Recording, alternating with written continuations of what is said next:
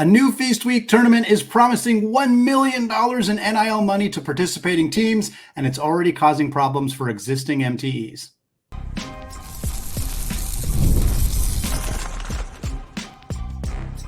You are Locked On College Basketball, part of the Locked On Podcast Network. Your team every day.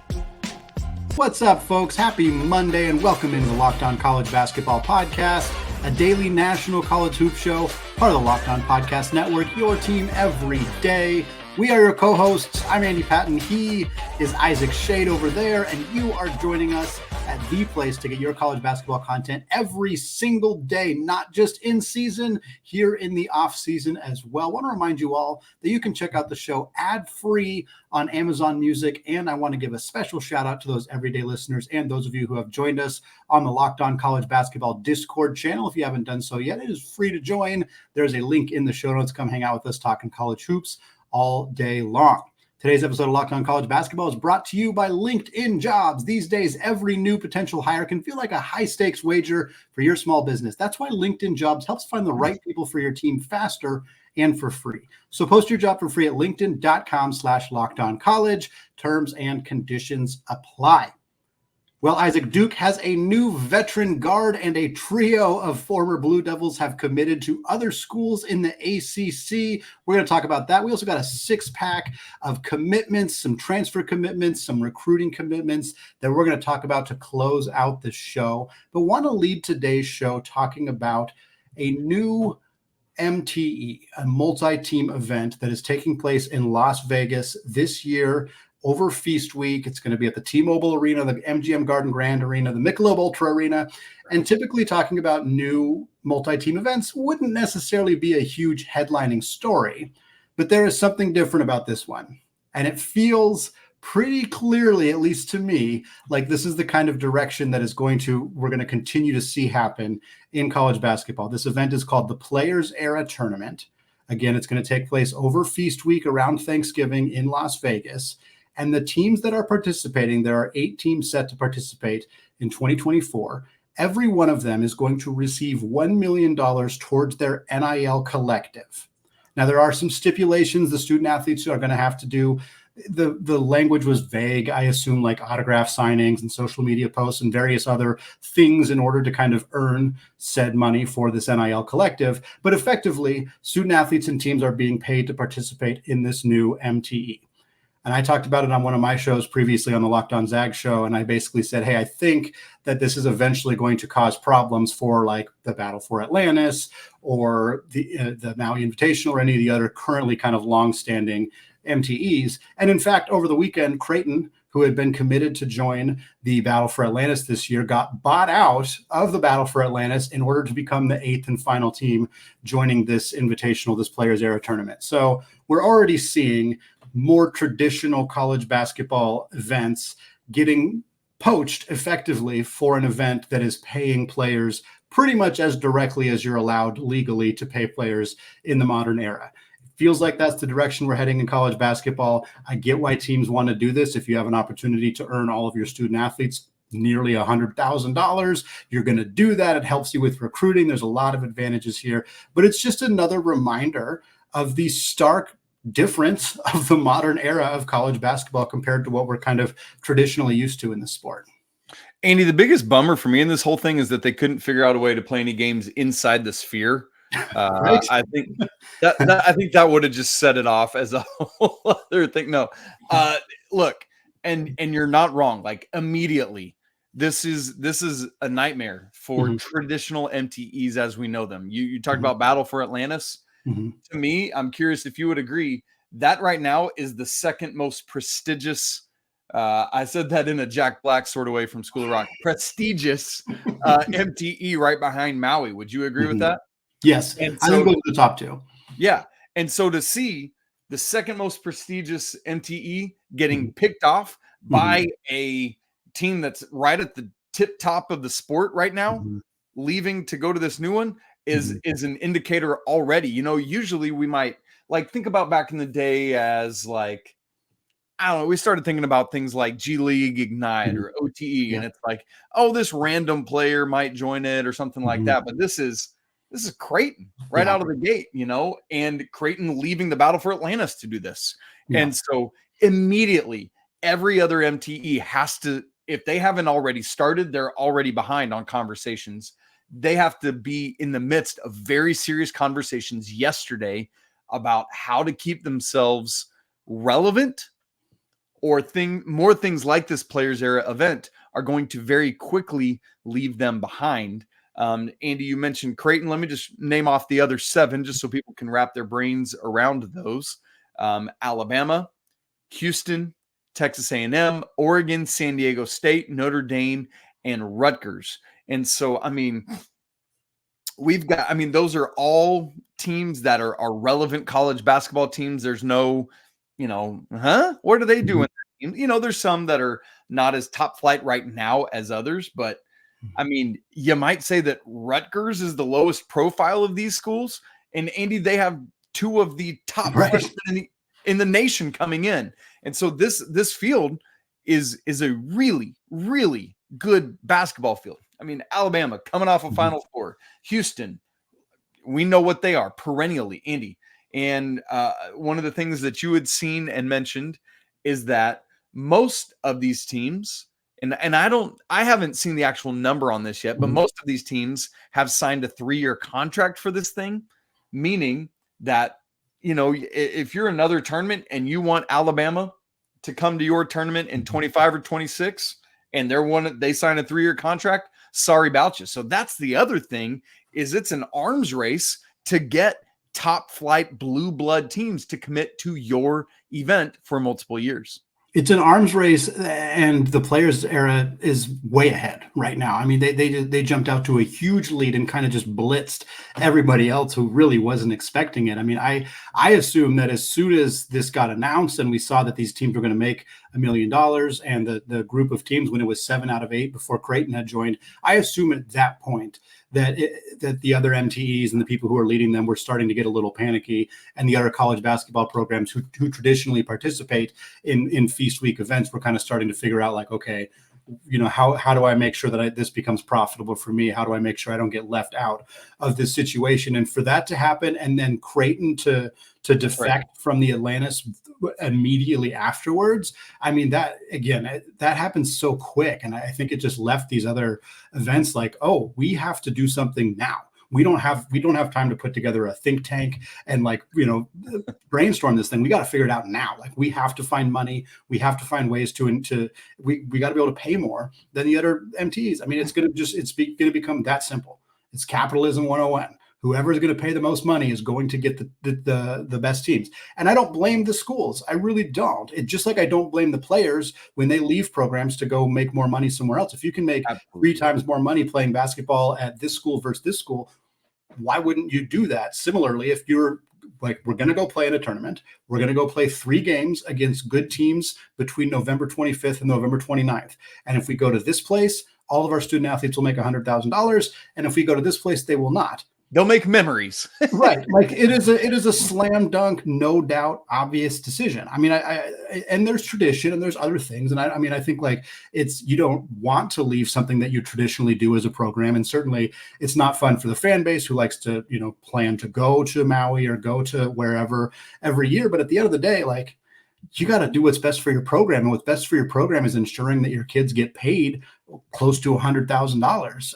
If you're, and we talked about it here, like that 8 teams, most of them have a 3-year deal. I don't know the exact specifics. As far as I know, that has not officially been released, but a bunch of other programs have already been connected to being involved in this thing in 2025.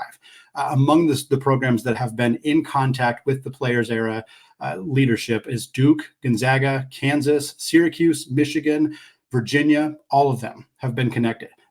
This is concrete proof that the powerhouses of college basketball, programs that are traditionally kind of on the cutting edge of setting trends in the sport, they're ready for this. They're going for this. And of course, if you're going to be giving out $1 million per team, you're going to want to buy the best of the best. So they're contacting the best schools. The best schools are saying, yep, We want to do that because we want a recruiting advantage. If I'm Gonzaga, I want to have every advantage I can possibly get over St. Mary's. If I can promise that I'm going to get all my guys $100,000, that's a huge advantage that other programs do not have. So it just feels like it makes so much sense, the direction that it's going. I can understand not liking it. That makes sense. I get it. It feels wrong. We're now having this big marquee event that doesn't have any history or culture or anything like that. Granted, we've had 2 Phil Knight invitationals that didn't have a lot of history, and that was still a really marquee event. That was in Portland. This is going to be in Vegas. So there's a big difference there, but it's still clear this is the direction we're going. And I put the quote in the notes here. I'm going to say it here for all you Moneyball fans out there. Adapt or die. If you're an MTE and you're staunchly unwilling to pay NIL collectives to have teams in your event, don't be surprised if your event doesn't last long. Like, genuinely, that's where it's at right now. Yeah. And Andy, look, we just had the NBA in-season tournament with its payout, right? Like it is a thing that's happened there. And I think, to your point about the teams that are connected for the 2025 pool, because I did talk about how, like, yes, we've got a bunch of upper echelon teams in this year's field. And somebody might push back immediately and say, yeah, but none of them are blue bloods. Did you hear those names Andy just read off, folks? That included Duke and Kansas. So that's all you need to hear right there. That's enough for you. And Andy, not to mention, I don't think we've said, if we have said it, forgive me for doubling up, folks, but the champion of the tournament will get an additional payout. The exact number is not known yet, but it's rumored to be something around another $1 million. And so that means the play in this tournament and the way the coaches coach these tournaments is going to be all that more high level. And Andy, I mean, you can't help but start thinking down the road, what does this mean for the NCAA tournament? I don't want to even begin to open that can of worms, but I'm just going to ask the question, right? And you mentioned the more traditional MTEs. Why can't Atlantis? Why can't the Maui Invitational raise this kind of money to keep their MTEs relevant? I think they should absolutely be able to do that, but they're going to have to, or as you said, they will die. Now, Andy, we just talked about Duke being connected to this tournament next year. They landed a veteran guard in the transfer portal recently, while a trio of former Dukies found new homes in the ACC. Maybe that new person coming into Duke could play. Actually, can't play in the 2025 version of this event because they only got 1 year left. But other Dukies could if they're in this event. We got more on all that coming up in just a second. Right after I tell you about LinkedIn, when you're hiring for your small business, you want to find quality professionals that are right for the role. That's why you got to check out LinkedIn Jobs, which has the right tools to help find the right professionals for your team faster and for free. LinkedIn isn't just some other job board. They help you hire professionals you can't find anywhere else. Even those who aren't actively searching for a new job, but might just be open to that perfect role. In a given month, over 70% of LinkedIn users don't bother visiting other leading job sites. So if you're not looking on LinkedIn, you're looking in the wrong place. On LinkedIn, 86% of small businesses get a qualified candidate within 24 hours. So hire professionals like a professional on LinkedIn. They're always finding ways to make this process easier for you. They recently just launched a feature to help write job descriptions, making that process even quicker. Post your job for free right now at linkedin.com/lockedoncollege. Again, that's linkedin.com/lockedoncollege to post your job for free. Terms and conditions apply. Andy, we know that we had a pretty mass exodus out of Duke after this season. Look, folks, it's the lay of the land these days. Every year we're going to have elite, high-profile teams that are going to lose a bunch of players. Last year, it was their competitor down the road, North Carolina and Kansas. This year, it's Duke. Who knows who it'll be next year, but Andy, it's going to continue to happen. We know that. But Duke, in addition to their highly crazy talented incoming freshman class, has brought in already a couple kind of, guys to complement and supplement that freshman class. Mason Gillis coming over from Purdue, Malik Brown, great ad from Syracuse. I think both those guys are going to fit well and kind of understand the assignment, if you'll allow me that catchy, up-to-date, hip phrase. And now, Andy, Duke has brought in Tulane transfer Sion James. grad transfer, 1 year of eligibility remaining. That's why I was going all around about that earlier, because he actually couldn't do the event in Las Vegas in 2025 because he won't be there. He's only got 1 year left. But Andy, tell us about Mr. James and what he could contribute to this Duke team that they don't already have. Yeah, another kind of big guard that they can add into the mix here. He's not really a point guard. He averaged 2.7 assists per game last year. He averaged about 3.5 the 2 previous seasons prior to that at Tulane. So he's got some distribution. That's not normally a hard word to say. I think distribution. He's got some distribution skills. He's got some facilitation skills, but it's not really his area. He's 6'6" guard. Spent all 4 years at Tulane the last couple of years. Shot 38% last year from 3. That was only on 3.5 attempts per game, though. So he's not a super high volume 3-point shooter.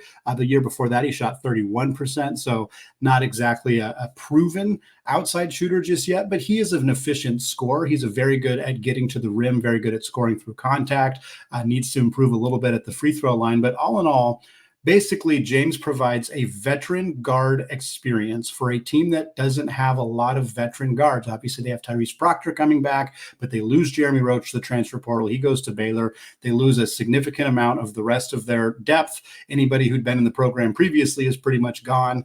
So they needed some veteran experience. And they kind of already added the shooting in Mason Gillis, like that. He is on this roster to be a catch and shoot 3-point specialist. James, I think, is here to be a little bit more versatile. He can be a catch and shoot guy. He can also be an attack the basket type guard. He's a quality defender. He averaged over a steal and a half a game last year, averaged 2 steals the year prior to that. So I think you use him as like a jumbo sized guard wing who can play solid defense on the perimeter, who can give some problems to some of the really talented guards in the ACC at Carolina and Wake Forest and Virginia and every other place out there. And I think that it's veteran experience for a team that's going to be really, really young next year.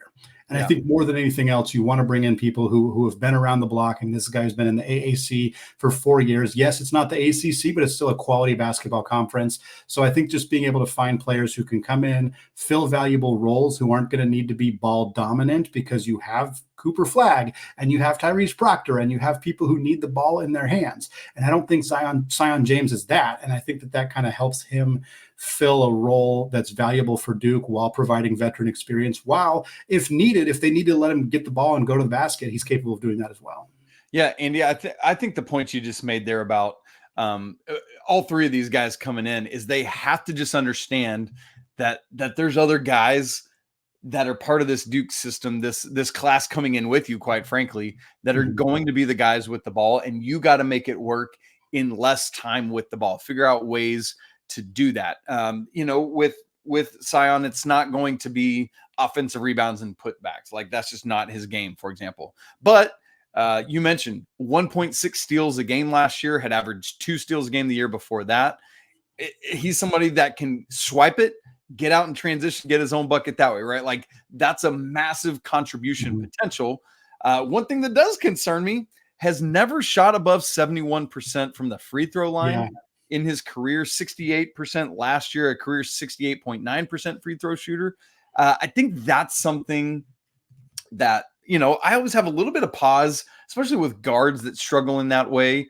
Like, that's an area where if he could even get up to 75%, I think would be really, really critically helpful for Coach Shire's team next year. Andy, anything else on James coming in before we move to the 3 guys that are headed elsewhere? I was going to mention the free throw shooting because, his size and the fact that he was a 60% shooter on 2s last year indicates a guy who's probably pretty good at using his size at getting to the rim. And it's like, to not have the ability to convert at the free throw line along with that skill set is frustrating.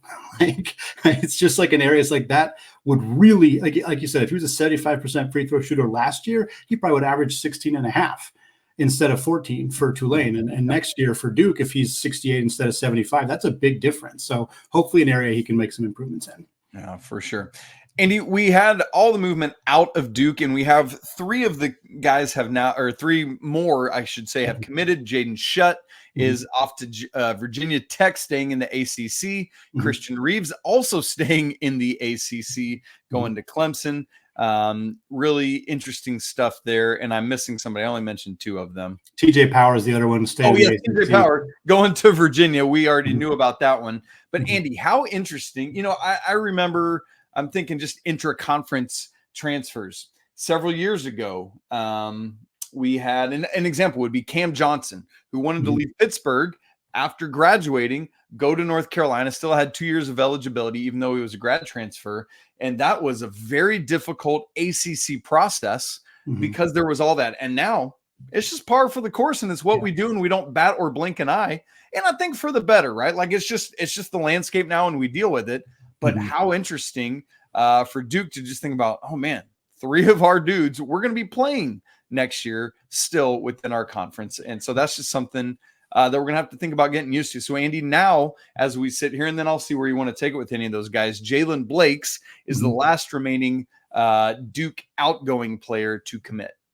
Yeah, and I think for me, like the interconference part of it is definitely interesting, and we're seeing it way more in every conference, from the highest of the high majors to even lower majors to mid majors. Like it's something we're seeing more consistently. Obviously, there's thousands of players transferring every year, so of course there's going to be kind of an elevated level of this. But what interests me more here is like these ACC schools are gambling on players who really didn't do a whole lot at Duke. And obviously they got recruited to Duke. Most of them were 4 or 5 star talent before they landed at Duke. So I can understand wanting to take that gamble. But it is still a risk. I mean, Virginia Tech's adding a kid who didn't play last year in Jaden Shutt. The year before that, he played 14 games and 7 minutes per game.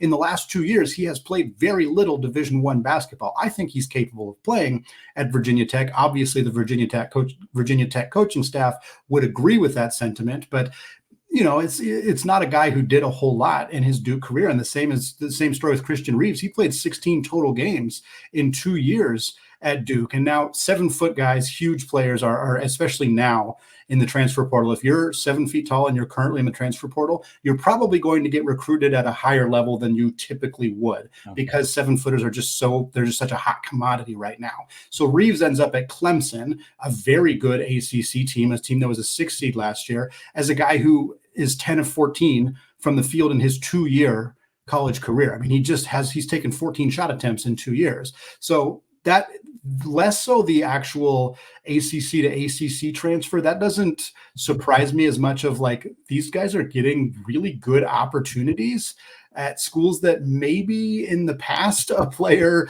who has played that little in 2 years probably wouldn't get those same opportunities. Obviously, Clemson has to replace PJ Hall. They're not looking at Christian Reeves as, hey, he's our guy who's going to step in and replace PJ Hall. That's not the direction that they're looking. They added Victor Locken from Cincinnati. He's probably the guy who's going to do that more than anybody else. But it's still odd to see that these guys who really didn't do a whole lot during a multi-year career at Duke. And I'm not trying to say these kids aren't good at basketball or aren't capable of playing at this level. It just stands out to me because they didn't do a whole lot in the last 2 years at the Blue Devils. Yeah, Andy, I think TJ Power, I'm really curious. I said to you before we started recording, I think that could be a great fit at Virginia, given his skill set. As a reminder, the other 3 Dukies who have already committed, and these are outside the ACC, Mark Mitchell goes to Missouri, Jeremy Roach to Baylor, and Sean Stewart goes to Ohio State. So, and I think of these 6 that have already committed, those are the 3 clearly more productive ones at this point in their college careers. Well, we're going to stick with inter-ACC transfers here as we move on to segment 3, because Steve Forbes at Wake Forest, he may have landed another all-ACC caliber guard. That is what they do at Wake Forest. We're going to talk about that and some more commitments in our 6-pack here to close out the show, all coming up in just a second. Right after I tell you about today's sponsor, FanDuel. Folks, it is winner take all time in the NBA and NHL, and FanDuel is giving you a shot to bring home a big win of your own. Because right now, new customers get $150 in bonus bets with any winning $5 bet. That's $150 to bet on spreads, money lines, player props, and more. And if you're looking ahead to the 2025 NCAA tournament, that aforementioned Duke team, they have the 3rd best odds right now to win it all at plus 1,200. That is only behind Kansas at plus 1,000 and UConn going for a 3-peat at plus 1,100. If you want to get in on that action, visit FanDuel.com/lockedon and make every playoff shot count. FanDuel, America's #1 sportsbook. All right, coming back in to close out the show with our 6-pack. And actually, as we were recording, to give us a little timestamp here, we did see an announcement here that Former Washington State guard Joseph Yusufu is transferring to West Virginia. He's going to be reunited with his coach, Darian DeVries, who coached him for 2 years at Drake. Yusufu only played 6 games last year for the Cougars after going down with an injury, so he's going to be back for his 6th year of college basketball eligibility and joining the Mountaineers. Isaac, that was kind of a preview here, or an extra one, a 7-pack, if you will. Why don't you get us in, starting with that ACC transfer? Like a baker's dozen 6-pack. Right. We got to figure out how to name that. 7-pack doesn't flow as well. No, drinkers doesn't. I don't know. Whatever. Andy, the first one, man, we're just loving these intra-conference ACC movement bits today. And the first one, Ty-Laur Johnson goes from Louisville to Wake Forest after his freshman year. Man, Louisville, just anybody that was there just kind of needs refreshes, and I get it, I understand it. For Wake, have we done it again? Andy, has Steve Forbes done it again? We've had Appleby, we've had Salas, we've had somebody I'm forgetting that won the ACC Player of the Year a couple of years ago. All of this. Ty-Laur Johnson last year, top 100 prospect in the 2023 class, averaged this year 8.7 points a game, 3.6 assists, 1.8 boards, and almost a steal and a half for Louisville. And so you got to imagine those numbers when unlocked in a Steve Forbes offense. It's just going to let him eat a little bit. Folks, don't be surprised to see those numbers skyrocket next year. Number 2 is going to Jerome Tang and Kansas State. He's added another transfer portal guard, an area that this team has been very successful the last couple of years. He brings in Max Jones coming over from Cal State Fullerton in the Big West. Jones was a junior college guy for 2 years, spent the last 2 years with Fullerton. Last year averaged 15.5 points, 3 boards, 2 assists, and a little under 2 steals per game. He was also a very good three-point shooter, about 38.5% on 4.5 attempts per game. We've already seen Jerome Tang bring in Doug McDaniel from Michigan. They've been connected to a lot of other transfers so far this offseason. Max Jones, a guy that we've seen a handful of transfers from the Big West go on and have a lot of success elsewhere. Zion Poland, Latrell Wrightsell are 2 very notable examples who were in the SEC last year. We'll see what Max Jones can bring to Jerome Tang and the Wildcats next year. Andy, it just came to me. Alondis Williams is who I was trying to think nice. of. Let's go. I love it when my brain can pull something not in real time. Number 3 in our 6-7 pack today, 2025 5-star prospect Jameer Jones commits to Providence. Big get for Kim English and the Friars, who gets Jones over the likes of Ohio State, Houston, LSU, Kansas, South Carolina. I mean, that's big time for the Friars, Andy. I love it. He's a 6'6" forward from Florida, not a floor word from Florida. I put that in there just to trip you up on the notes. Good grief. A 5-star player, number 22 in the class at 247 composite. Again, love this for Kim English. Can't wait to see him on campus in a couple seasons. Number 4, Ashton Hardaway, the son of Memphis head coach Penny Hardaway, has transferred away from Memphis to go to Moraga, California to play for Randy Bennett and the St. Mary's Gales. Not a transfer destination that I had pegged here for Mr. Hardaway. He's a 6'8" wing. He played about 8 minutes per game last year. Wasn't a super big time contributor for Memphis, averaged 2.5 points per game, shot about 33% from 3. He is a high level athlete. And if you're St. Mary's, you need to replace Joshua Jefferson, who was your 6'8" starting power forward last year. He's at Iowa State now. You need to replace Mason Forbes, who was your 6'8" backup power forward, who has gone out to graduation. So you go out, get somebody at the same size. Maybe you can unlock something with Hardaway. He's not a particularly great defensive player, and certainly you want to be an elite high-level defender to operate in Randy Bennett's system, but there's a lot of athleticism there. Perhaps there can be something unlocked. He's got 3 years of eligibility remaining, so might be something here for Randy Bennett and the Gales to keep an eye on. Yeah. Didn't Brad Calipari go to Detroit Mercy his last year? He did. And there was another one this year too. And I'm going to have to remember it later, but it was McCaffrey. McCaffrey's kid transferred, I think, to Butler this year. There's a lot of that happening. I get it. Wow. Wild. Number 5, Tyler Harris from Portland commits to Washington, 6'8" wing who played his freshman year at Pilots, for the Pilots, not at the Pilots, excuse me. So has 3 years of eligibility there. Great stuff. 12.1 points, 7.3 boards, 1.1 assists, 1 steal in 22 games. Love those numbers. great get moving up to the Big Ten Conference. Keep in mind, Washington will be, and also shot nearly 36% from 3, 49.7 from 2.